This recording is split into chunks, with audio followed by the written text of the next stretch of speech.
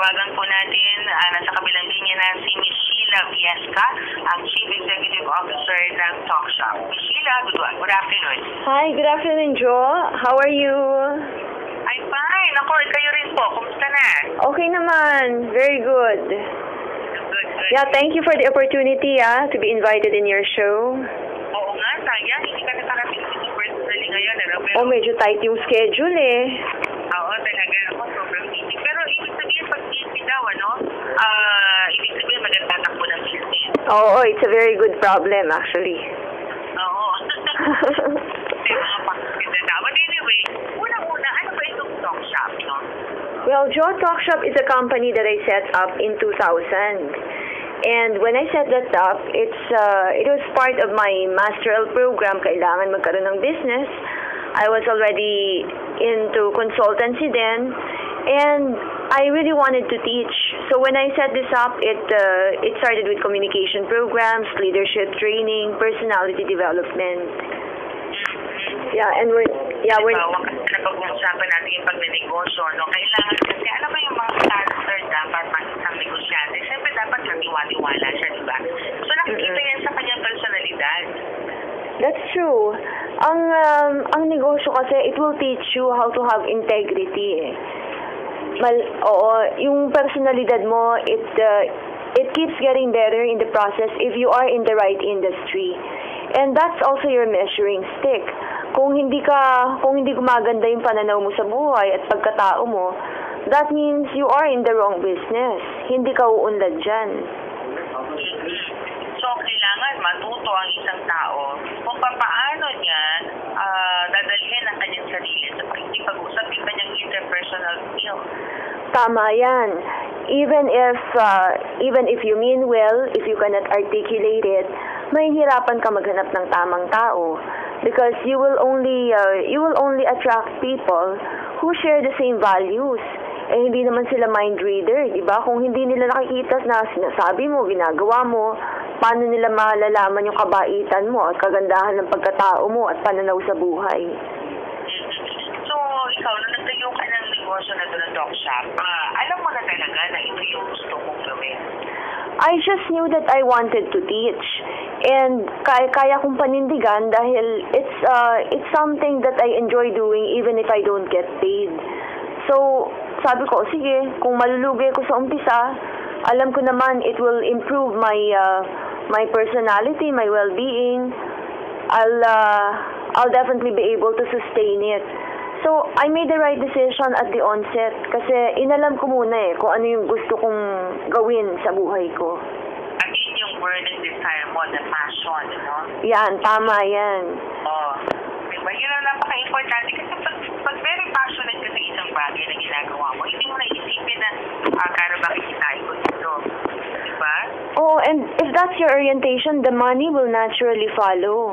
Pero pag nag-umpisa ka na pera ang iniisip mo, magiging mailap yan. Kasi yung mga tao naman hindi magbibigay sa'yo ng bayad, hindi nila kukunin yung serbisyo mo kung pera-pera lang. You have to add value to what you're doing. And that will only happen if you have your entire heart and well-being into the business. Yun. Yung buong puso mo talaga na pinagkakalog mo para sa iyong negosyo at pag-servisyo sa consumer mo, di ba? Sa mga customer. Kasi doon makakakuha ka ng mga loyal na customer talaga Oo. And pati kaapu-apuhan nila, i-enroll na nila sa'yo, no? totoo yan. Pagkakatiwalaan nila yung pagkatao mo before they even trust what you're selling or the services that you're offering, titignan muna nila yung kalidad mo. Ganun din naman pag nakakuha ka ng mga tao, yung mga taong magsistay sa'yo are the people who look up to you because you empower them. May nakikita silang mabuting patutunguhan nung pagkatao nila bukod pa sa kabuhayan nila. Okay. Doon po sa ating mga kababayan na nagnanais pong magbigay ng mga katanungan sa ating panauhin ngayong hapon, maaari ko kayong tumawag sa ating mga telephone numbers dito sa UNTV Radio Labandan 2050 sa telepono bilang 442-654 at 442-6255. Mapapakinggan niyo rin po kami live radio streaming via radio streaming sa www.landingradio.com. Yan, saan mang panig ng mundo. Miss Sheila, Yes, sure. oo, ibig ba sabihin nito, kapag gusto ng isang tao na maging isang successful na negosyante, kailangan ba may mentor o mag-consult pa sa isang mentor? Is it a requirement sa palagay mo? Definitely, kailangan mo ng mentor. Kailangan alamin mo kung ano yung kalakaran sa industriya mo, kung ano ba yung market segment mo, para makapagbigay ka ng tama para sa mga target clients mo. Kasi, Yeah, go ahead. tama yung may passion ka. Pero kung hindi naman targeted, yung mga i-offer mo, magiging hit and miss ang labas eh. Kaya nga sabi nila, it's all about location, location, location. Yung research mo should be guided by the clients who are going to use your product and services. May mga tao nang nauna sa'yo, may mga taong nag-aral, may mga libro nang sinulat tungkol sa negosyo at industriya mo. And all you have to do is really tap the right mentors who will walk you through the process. Huwag kang matakot na humanap ng mga magtuturo sa'yo, because the right people will come your way to teach you kung open ka na matuto. Okay. Paano daw ba magkaroon ng magandang relasyon sa mga client at sa mga empleyado? Well, whether it's internal clients or external, yung mga empleyado mo o yung mga customers mo, ang importante sa isang nagmamay-ari ng negosyo o nagpapatakbo ng negosyo ay maging totoo ka. Kailangan kung ano yung sinabi mo, you mean it. Kaya mong panindigan. Dahil yung malasakit, malaking puntos yan. Your concern for your team and for your customers, you may be able to articulate that. Pero pag hindi mo kayang panindigan, nako, that trust is very difficult to build. And once it's built, it has to be sustained. Yun, magpakatotoo. Tama daw ba na i-pamper yung mga empleyado para makuha ang kanilang loyalty? Well, now we can talk about the multi-generational workforce. Iba-ibang generations, iba-ibang tendencies, and to a certain extent, personality.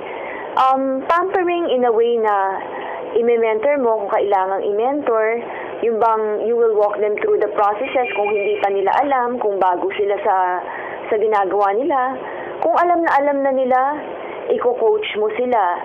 You have to give the proper commendation. If they did something right, you have to give them the credit. If they did something wrong, you have to help them correct that. Yun yung pampering na matatawag. Now, there's also what we can call motivation, yung intrinsic and extrinsic motivation. Minsan may mga pagkakataon magpapapremyo yung company or magpapatrain ng tao or yung magkakaroon ng team building kasi kailangan mong magbigay ng work-life balance eh. Especially sa tinatawag nating mga millennials. These are those individuals in their 20s, early 30s. Importante sa kanila na magkaroon sila ng sapat na panahon para sa mga kaibigan. Unlike the baby boomers, yung mga Gen X baby boomers. Yeah, oo. Ayan, concentrated sa trabaho yan. So, ang pampering na kailangan mo, it can be commendation, it can also be pwede ring promotion, or bigyan mo ng little something. Pero yung mga bakasyon, hindi kasing laki yung puntos na ng pagpapahalaga na binibigay doon ng mga millennials. Okay. Yeah. Meron tayong message sa ating Facebook fan page from Jan Chu. Share ko lang po experience ko sa pagnenegosyo. Mahirap as in mahirap. Pero sabi ko lang, wala namang madali sa pagnenegosyo eh. Trial and error kasi at lapinan dyan. Anong reaction mo dito, Sheila? Ito sinasabi ni Jan Chu. Error daw. Oo naman, may ganyang angulo dyan, trial and error. Kasi hindi ka naman know-all eh. Kahit pag-aralan mo, may mentor ka. Siyempre may mga situations na beyond your control. Like, baka biglang may nagtayo ng parehong negosyo sa lugar na yun. O kaya bago ka pa man nagtayo, obsolete na yung serbisyo mo or yung product mo kasi may bago na. Kung technology-based yan lalo. Pero you have to be prepared. Kailangan yung mga risk na to calculated. Bago ka mag-invest ng pera or ilagay mo lahat ng pinundar mo sa mga nakaraang 10 taon, alam mo dapat kung ano yung kaya mong malugi. Tapos kung malulugi ka by a certain percentage, paano ka babangon? So it's not risk that has to be taken on blindly. Kailangan gising ka kung ano yung mga ginagawa mo. Yan. At saka kailangan nakasulat lahat yung mga ginagawa mo at yung mga plano mo para lagi kang ibabalikan ang babalikan. Correct. Hindi yung pagdating mo sa pagka-plano mo, pagka-decide mo, saka ka pala magre-reflect na, ay, mali. Oo. Kailangan yung i-drawing mo muna bago mo i-execute. Hindi yung i-execute mo, saka mo i-drawing. Yun. Ito naman, sa pag-hire daw ng mga employees, ano daw ba yung mga qualifications na dapat i-consider ng isang employer sa pag-hire niya ng mga empleyado? Well, sa akin may tatlong basic profile, no? Kung yung pinakasimple natin gawin kailangan may talino, may bait, at may bait sa sarili. Meaning, marunong siyang mag-ayos. So, may talino. Yung talino ba niya, yung pinag-aralan niya, angkop dun sa posisyon na kinukuha mo. Kasi baka ang kinukuha mo, IT. Pero walang alam sa IT yung kinuha mo kasi writer siya. O kaya naman, ibang-iba yung industriya. You have to know when you're going to invest the amount and the effort and the money on training this individual. Tapos, meron tayong tanong dito, sorry Sheila ha. Yeah, sige Jo. Oo. Si Angelo Rodriguez ng Quezon City. Si Angelo, nakala ko ang dito niya yung Rodriguez. Angelo ng E. Rodriguez, Quezon City. Sabi niya ganito, madalas po kaming nagkakalabuan ng mga empleyado ko. Kasi daw, madalas daw po akong nagpe-pressure, lalo na pag i-meet na deadline. Tanong ko lang po, ma'am, kung paano mo po ba dapat i-command ang mga empleyado mo na hindi sila nagpe-pressure sa kanilang work? Ang masasabi ko lang, wag mong i-discount na makakaunawa yung mga empleyado mo. Kasi okay naman yung magbibigay ka ng directions, mag-utos ka, pero dapat alam nila kung bakit. Hindi yung, gawin mo to, gawin mo yan. Kung hindi nila alam, mahihirapan ka kasi when you follow up, pa isa-isa, party-party yung bibigay sa'yo. Bakit? They don't see the big picture. So as business owners, we have to take into account that yung malasakit na hinihingi mo sa mga tao mo, magiging buo lang kung yung alam nila sa direksyon ng kumpanya mo, buo din. We can always ask, ano ba yung gagawin? Ano ba yung dapat sabihin? Ano ba ito? Ano ba yan? Pero ang pinaka-importanting itanong mo, bakit? Ang pinaka-importanting isagot mo sa mga empleyado mo, bakit nyo kailangang malaman to? Bakit ko pinapagawa sa inyo to? Bakit kailangang matapos to? That's the big picture. Once they understand that, madali nang isupply yung mga ano ba to, ano ba yung kailangan, ano ba yung gagawin, ano ba yung kulang. Another question from Ross Chua. Nasa sales po ako at madalas po ako nakakaranas na nade-decline ako sa mga clients ko. Paano po ba mag-handle ng ganung senaryo? Kung nasa sales ka, of course, you cannot please everyone. Dapat yan matibay ang dibdib mo. Kasi depende yan sa personality.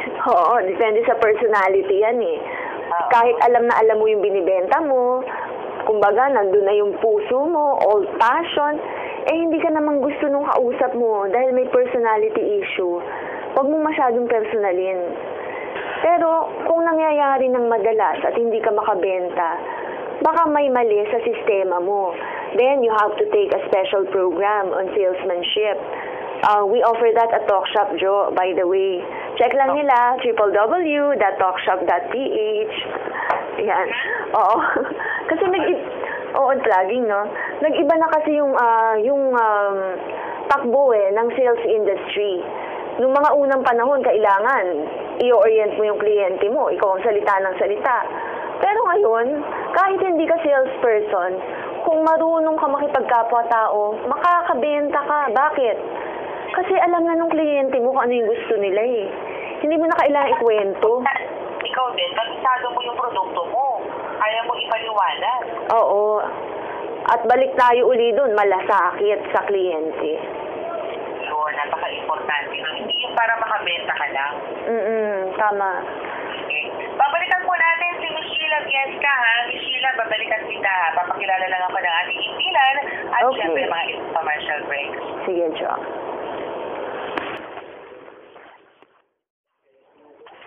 Babalik sa ating palatutunan, magnegosyo tayo. At syempre, ako pa rin si Jo Gonzalez, ang iyong mahaderang entrepreneur.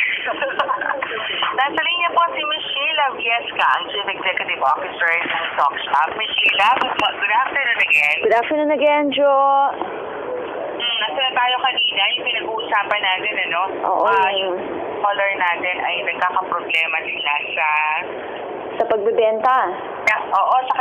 sa pagbebenta niya, no?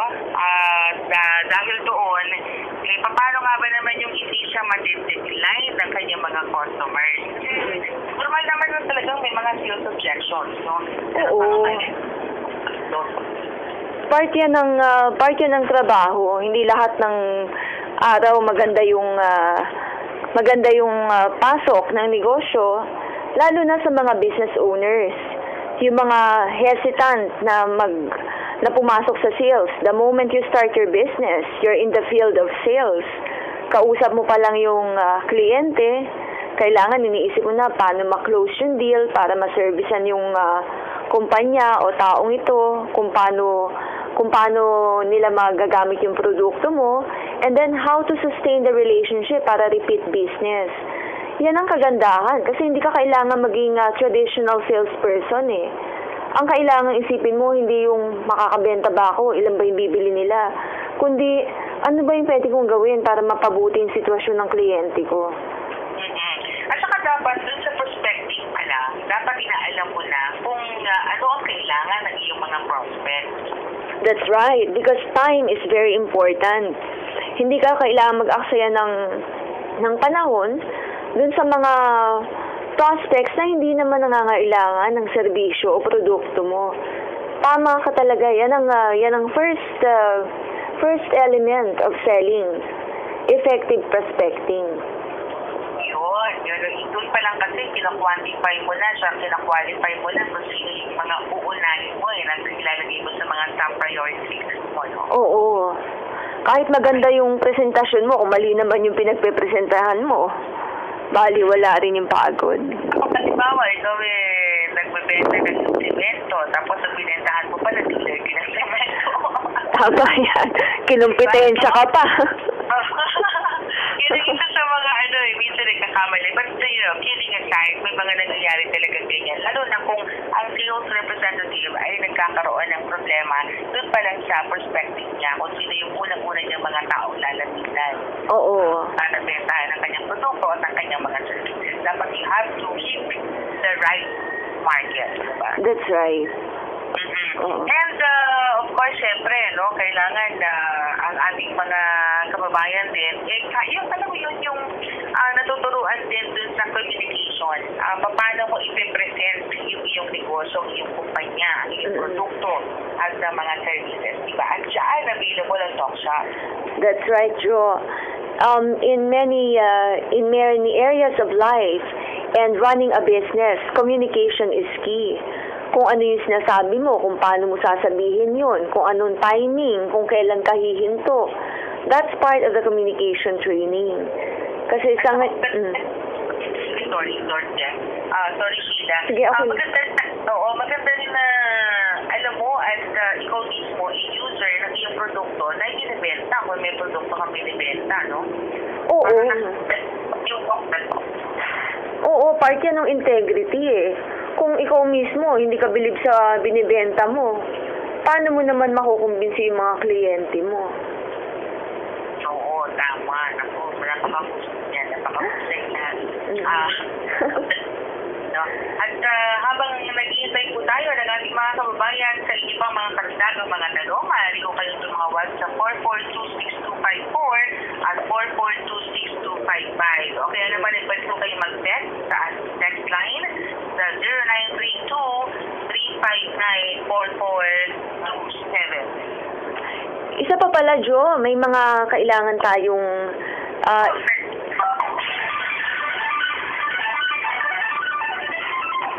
Yes, Sheila. I'm Oo. sorry. Pwede ba? Okay, go ahead. Oo, kasi di ba yung technology, kasi marami ngayong mga negosyante, hesitant pa na gumamit ng internet, mag-advertise online, pero they're putting themselves at a great disadvantage kung nakasalalay lang ang negosyo sa Yellow Pages o kaya sa telepono. So, sa lahat ng mga may negosyo, kailangan i-fortify nyo yung part ng business nyo na technology. Kasi yung mga i-advertise nyo, pwede na sa internet. Yung mga tao na humahanap ng serbisyo nyo, they check online. Hindi pwedeng nakasalalay lang sa flyers. So flyering, that's a thing of the past. Pwede pa rin gawin yan. But complement that with the technology aspect of running the business. Oo, tsaka libre naman yun. Oo. Ano pang internet, okay na. Oo, mag-invest ka lang sa isang magandang computer kung maliit yung negosyo mo. Tapos tao na marunong mag-a-assist sa'yo who can also act as your secretary or admin assistant. Katulad namin dun sa sa isang programa natin sa UNTV Action Center dito sa Radyo La Verdad, Mr. Public Service, every day yun, 9 a.m. to 10 a.m.